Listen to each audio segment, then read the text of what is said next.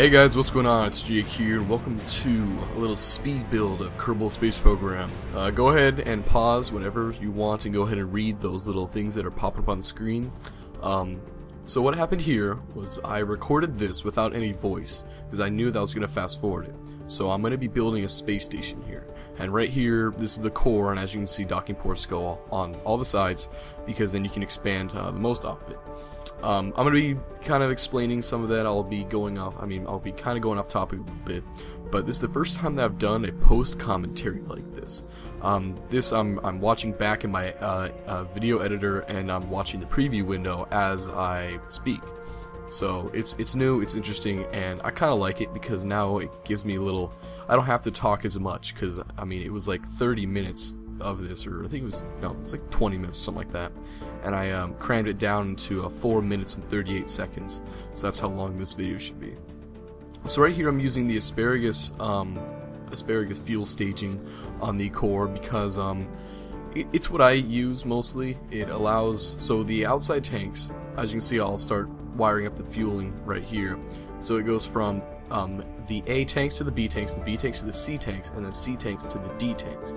And the A is the start, B is the second, C will be the third, and then the D's are the middle ones. So they both drain into each other, and as you drop off, for example, let's say you start, as soon as you launch a rocket, all of the engines are using fuel from the A tanks. They're not using their own fuel because they're having it drained in, so they're constantly at like 100%.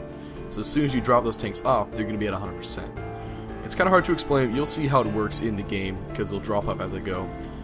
And here I'm adding all the different Sepratron stages, and I'm mapping all and the toggle gimbal functions to my 1 and 2 keys, so I don't get a nasty wobble. So yeah, I kind of like this type of commentary because I don't have to play, and I could go ahead and record. I could record it at like late at night when I couldn't talk normally, and then I could talk for like 4 minutes and then render it, boom, done. Editing takes a little longer though, so I'm not a huge fan of that, but whatever, I like it. And I got some cool music in the background. In case you want to know who that is, it's 2 Steps from Hell, and I hope they do not copyright strike me because that'd be very sad. So anyway, I'm using the translatron function on MrJaketheBrown to keep my speed at about 100 meters a second, because from what I've gathered from YouTube videos, they say that is most efficient until you reach 10,000 meters. And as you can see, I'm dropping off the fuel tanks as I go, just to keep, so I'm not carrying any dead weight. And so yeah, so that's pretty cool. MrJaketheBrown really helps with this because I can easily circularize my orbit, and yeah, that's always nice, being able to do that without having to do it manually or whatever, because it's a lot easier to build a space station when you just have something doing it on your computer for you. So yeah, that's pretty cool. And I like how it's fast forwarded because, just get all the boring parts of me building or whatever. Yeah.